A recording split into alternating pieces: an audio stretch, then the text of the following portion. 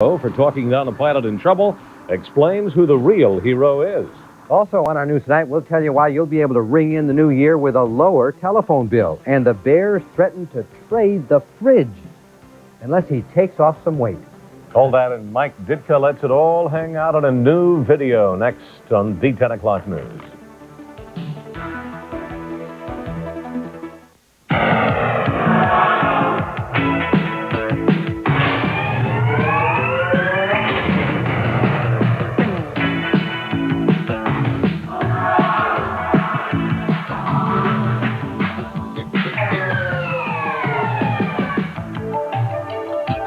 In this whole wide world, there's one spectacular taste you just can't pass up. Pepsi, the choice of a new generation. Start the new year with savings from Venture. Get white sale savings like reversible comforters, $19.99. Matching shams, $5.99. Bed ruffles, $9.99. 1-inch vinyl mini blinds, $7.49. Save on foundations, too, like Racerback bras, 2 for $5. Stretch lace Racerbacks, 2 for $9. And Kitano panties, 4 for $5. Through Saturday at Venture. Open New Year's Day, 10 till 6. Save at Venture. Save when start. Your Chicagoland Volvo experts present answers to some taxing questions, or no taxation without Volvo representation. Listen, my taxpayers, and you shall hear of your last chance for tax breaks if you buy your Volvo this year. For those of you who itemize, sales tax you can deduct. For business, a faster depreciation rate. Your accountant you shall instruct. Buy your Volvo now, and you needn't wait so long to get the actual benefits these tax breaks bring along. See your Chicagoland Volvo experts before the year's end. WBBM Television, sharing the spirit of Chicago. From Chicago's news team, this is Channel 2, the 10 o'clock news. Good evening. The lives of two baby girls hang in the balance tonight. Both need new livers to survive. Both must rely on the misfortune of others to get a chance at life. And that raises some serious ethical questions for doctors, for parents, for all of us. You may remember 7-month-old Megan LaRocco. She's in surgery, even as we speak, undergoing her 4th transplant operation. Megan's body rejected the first 2 livers. The 3rd was too big for her body, and now the 4th is being implanted. The other little girl is 6-week-old Cora Ann Bogle of South Suburban Dalton. Doctors say she has perhaps 2 weeks to live unless she receives a new liver. I can't imagine losing her, just losing her because of this, because I don't think we could bear up to that right now. So you got to put all your hope on the positive side that something's good going to happen.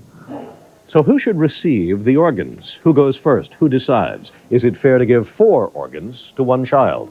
Potential recipients like Cora Ann Bogle are put on national and regional computer lists. The lists take into account the patient's age and size, the size and condition of the available organ, and the immediacy of the need.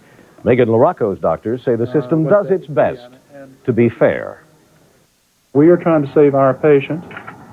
We are not unduly or unnecessarily expending any commodity that someone else would suffer by not having. And if Megan were in a position where she could not survive, we would not use another organ for sure. There are no easy answers to those questions, but let's find out how Megan LaRocco is doing at this hour.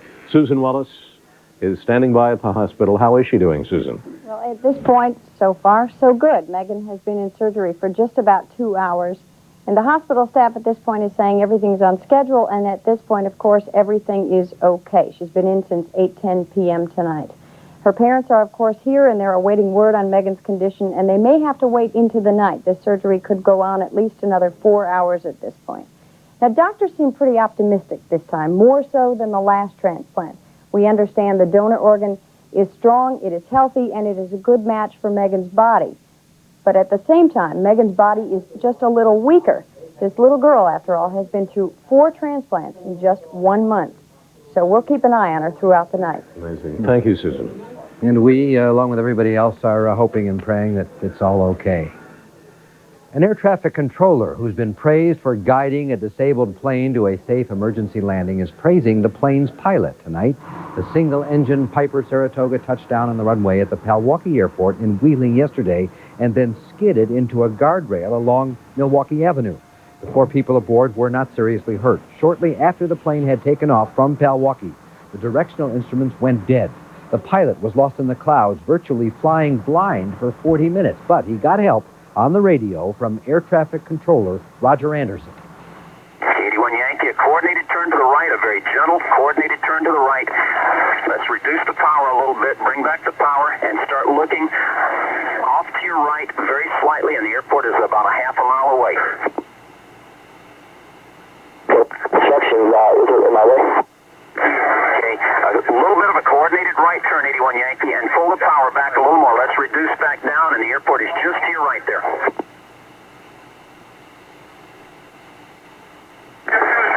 Airport is directly to your right, 81 Yankee. It's just to the right there, and they see you. Can you see it? I got it in sight now. You take over and land, and we'll see you later. The pilot is the one, if you want to talk to somebody who really responded with cool and calm and is the hero, so to speak. Passengers on that airplane reportedly had flown to Chicago yesterday to see the so-called Weeping Madonna icon at the St. Nicholas Albanian Orthodox Church. A federal judge has thrown out a $4 million court judgment against the city of Chicago, the money awarded to 13 police officers who won a reverse discrimination lawsuit. The officers claim they were transferred out of the Office of Municipal Investigations because they are white and because they supported Jane Byrne, not Harold Washington, back in the 1983 primary. But today a judge said there was no proof of political discrimination, and he asked for more information on the racial discrimination charges. AT&T is ringing in the new year this year with lower rates for the long-distance telephone calls. This is the 4th cut in long-distance rates by AT&T in 4 years. The latest reduction is expected to save the customers some $2 billion overall in 1987. Beginning January 1st, calls made during normal business hours will drop 15%. Evening calls will drop 9.5%. And calls placed overnight or on the weekends will be reduced by 6%. AT&T already had planned to cut its rates next year, but today the FCC ordered even bigger cuts. This latest reduction, the average American will be paying long-distance rates that are about 30% lower than they were on January 1, 1984. The FCC says it expects other long-distance phone companies to follow the lead of AT&T and to cut their rates as well. Still ahead tonight, an investigative report into who is at fault for one of the worst cases of child abuse ever uncovered in Illinois. Later, a unit of the U.S. Army that runs on a lot of hot air and never fires a shot. Your Chicagoland, Northwest Indiana Chrysler Plymouth dealer presents a super year-end clearance on his Plymouth import line. Now you can get double cash back on select Mitsubishi-built Plymouth Colts. Get $300 from Chrysler Corporation and $300 from your Chrysler Plymouth Dealer Association. Double cash back. These cars must go by December 31st to make room for future shipments. Get your double cash back deal now. See your Chicagoland, Northwest Indiana Chrysler Plymouth dealer before December 31st. What's new at Jewel this week? Great values to ring in the new year. Plan an extra special dinner with Jewel's USDA Choice Sirloin Steak, just $1.79 a pound. Bake up a batch of holiday treats with farm stand golden ripe bananas, only 25 cents a pound. And save on assorted varieties of Canfield's, RC, 7-Up, Pepsi, or Coke. A 2-liter bottle is just 99 cents. For the very happiest new year, take a new look at an old friend, Jewel. What does it mean? It means one of these names has a great selection of Hondas. It means one of these dealers works harder to sell and service Hondas. Where can you find your new Honda equipped just the way you want it at a great price? Pauly sells only Honda products. Pauly Honda, exclusively Honda, on Milwaukee Avenue in Libertyville. We put the fun back into buying a car. The Channel 2 investigative team has been reporting on children who were badly abused at home and then betrayed by the authorities supposed to protect them. Well, tonight, Pam Zeckman has yet another report on how an innocent child died because of mistakes by a judge, lawyers, and social workers. We want to warn you, this report includes graphic pictures that may be upsetting to members of your family. Letitia Asbury was 3 years old when she was killed this past spring. Her first contact with the Illinois Department of Children and Family Services was in 1984 when she was hospitalized with a fractured bone that experts say could only be broken by someone twisting her leg. DCFS concluded that the mother's boyfriend was responsible for the abuse. He denied it, but DCFS placed Letitia in a foster home. Then, a series of mistakes by everyone who was supposed to protect the girl led to her death.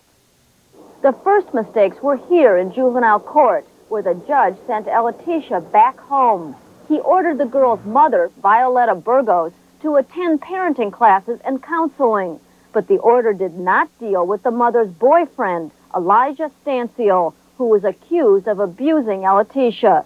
No one demanded that the mother stay away from Stanciel, not the judge, the state's attorney, or DCFS, not even the court-appointed lawyer for the little girl. And family members say the mother continued to see the boyfriend. They had taken her away from that same environment. What's the sense in putting her back in there? DCFS hired a private social service agency, Casa Central, to help the family. But Casa Central made the next mistake, recommending that the case be closed without checking on how the mother was doing in her court-ordered parenting class. If they'd asked, the therapist would have said that the mother and boyfriend had serious problems. They didn't know how to care for a youngster. They only knew to beat the child. That's all they knew, or to abuse the child. The final mistake, DCFS failed to monitor the private agency it hired to handle the case. Progress reports were too vague to determine whether the case should be closed. For example, a psychiatric social worker said Letitia's mother seems interested in improving her situation and will continue therapy indefinitely. DCFS never asked if the situation did improve or why the mother needed therapy indefinitely. It would have to be a moron that couldn't see or couldn't hear what was going on there.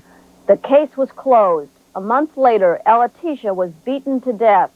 The mother's boyfriend admitted to police that he had recently whipped her with a belt, spanked her because she wet her pants, and punched her in the stomach because she spit up some food. Her body was covered with bruises. Her ribs were fractured, and her liver and small intestines were lacerated. There were also bite marks that experts say matched the mother and boyfriend's teeth. There was even a deep gash on her buttocks where someone had actually chewed the flesh, and she was sexually assaulted. Letitia is buried here.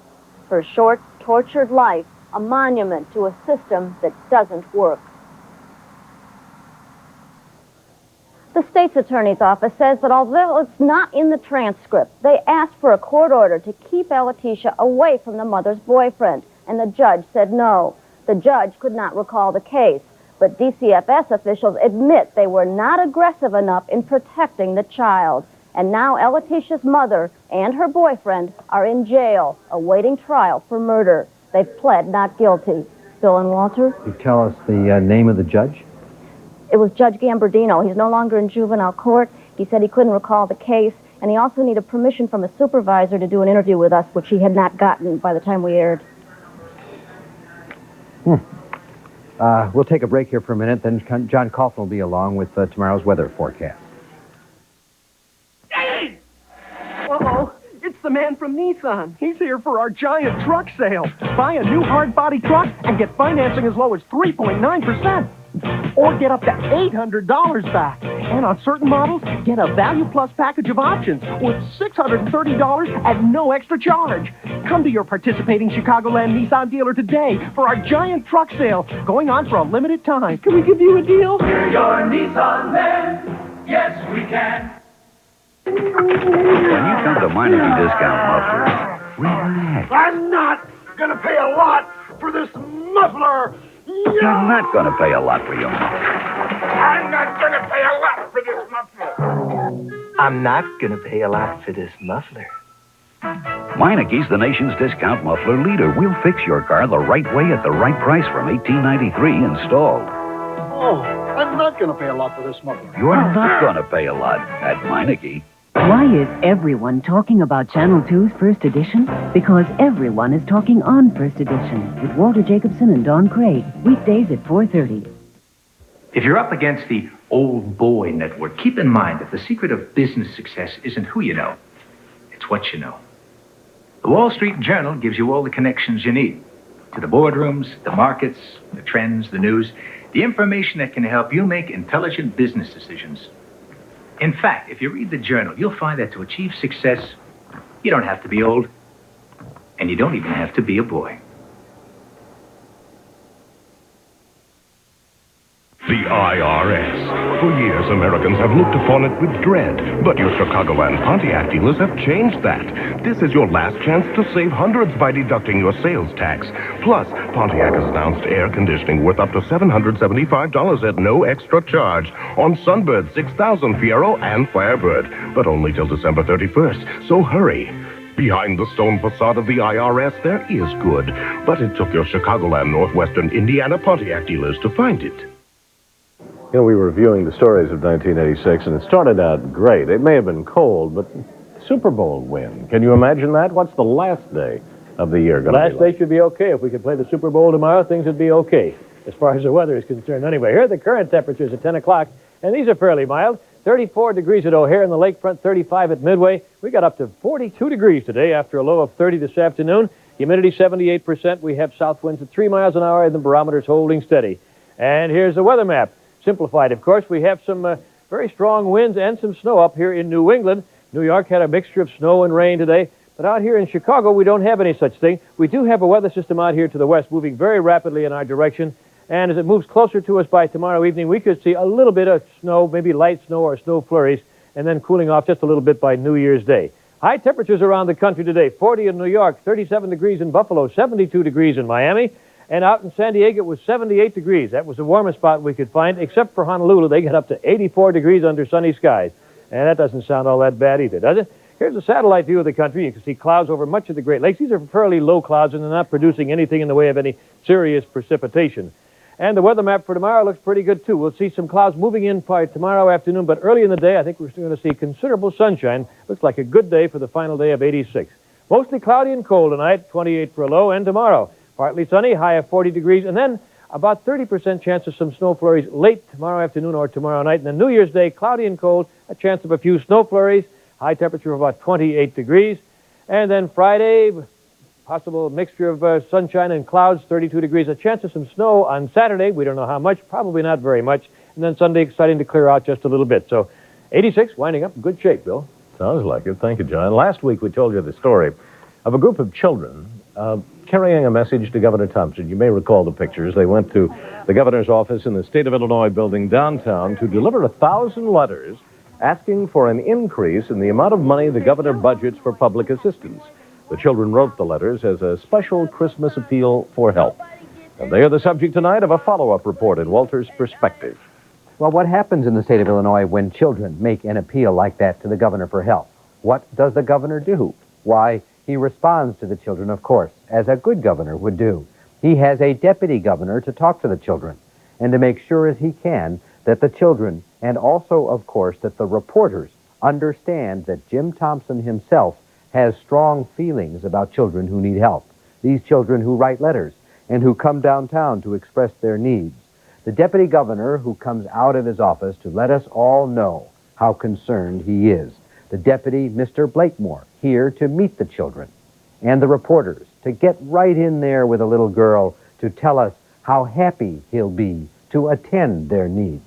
So I will be more than happy to work with you. On this, we've worked with various coalitions in the past. We're more than happy to do that now. Okay. So if you can give me a number, I can reach you. Yes. And hopefully by Thursday is Christmas. Hopefully by Wednesday we can at least have, I can get back to you on.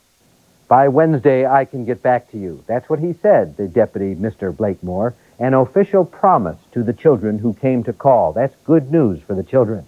And good news for the governor as well. A story on television about a governor who cares. A message to the voters about how much he cares. He'll get back to them by Wednesday, which was supposed to be last Wednesday, the day before Christmas. Tomorrow is this Wednesday, a week later, and the deputy and the governor who care so much have not gotten back at all to anyone. Now look, Mr. Governor, after all that great publicity on television about how much you care about children, can't you please, Mr. Governor, at least give them a call?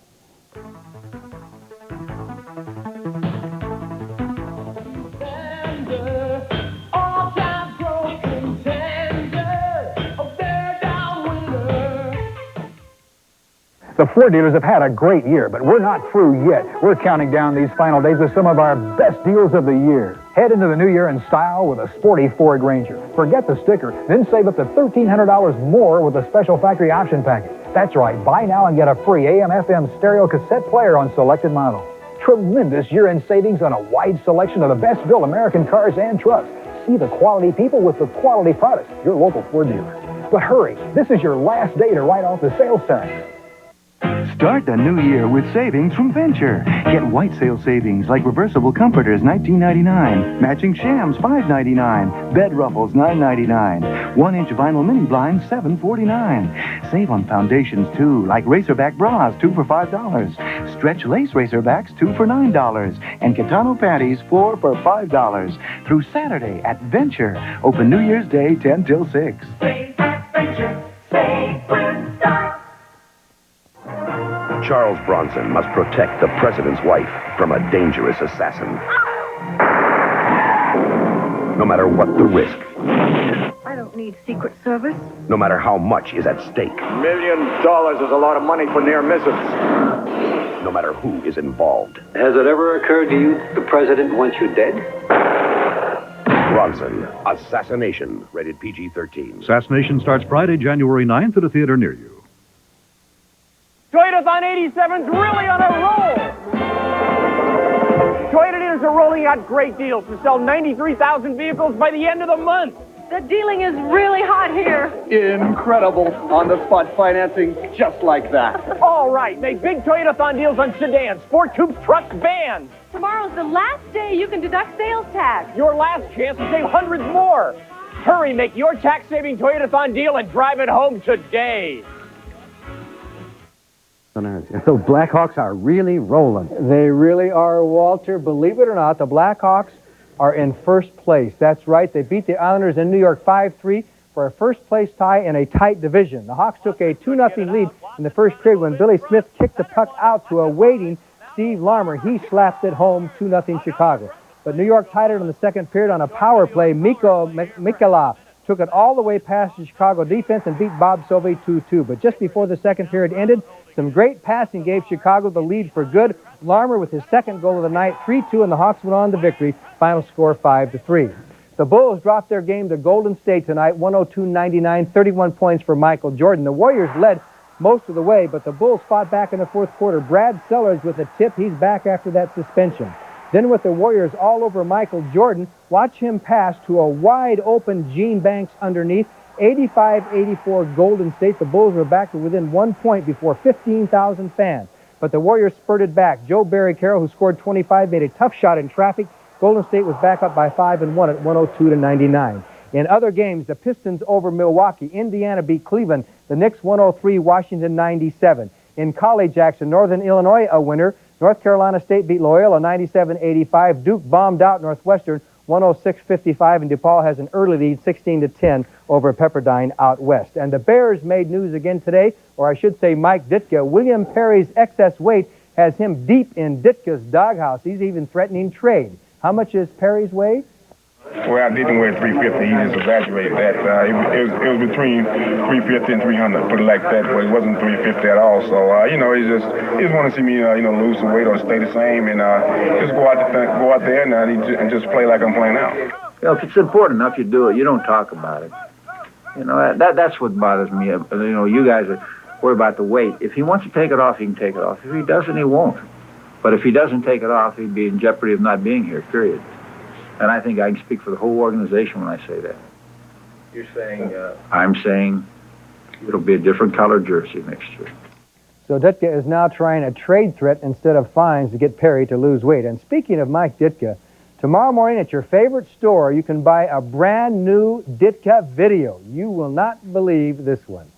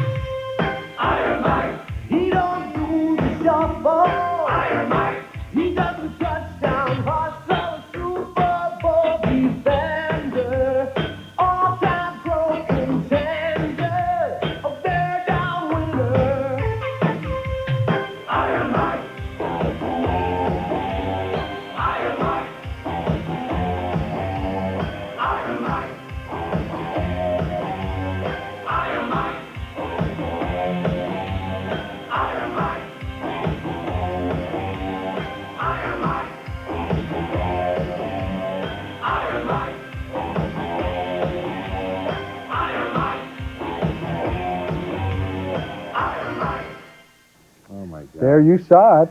You might not believe it, but you saw it. Dick Shorey and David Hines are the producers of that, and songwriters are Ron Steele, Bill Izzo, and Bob Owens. And that'll be out on the market tomorrow. How about that? I don't know whether he was signaling a touchdown or trying to keep his pants up. But that's really something. Yeah. 4 decades later, Hollywood is pumping up what may be the last untold story of World War II. Soon to hit the big screen are the exploits of the 23rd Headquarters Special Troops. Their mission seems suited to the make-believe of movies because it was make-believe even then. Look at this. Masters of decoy, they always blew it.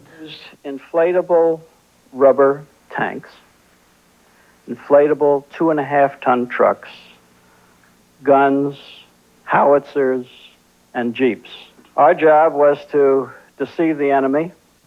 Moving behind advancing troops at night, they methodically replaced entire battalions with look-alike balloons to fool the enemy. But if the reality of war is hell, so is the unreality. We would wake up in the morning and things had collapsed, or one of the gun barrels had kind of wilted. Especially a small unit like a Jeep, it would go bounding end over end down the field with 3 men chasing it, trying to hold it down. Such was the glory of the men who could bravely say, son, I blew up tanks in the war. Legends in their own time, soon to be legends of the silver screen, as the Bears are already legends. And what if they win another Super Bowl? There'll be no stopping them. Good night. And they'll be conducting the symphony orchestra.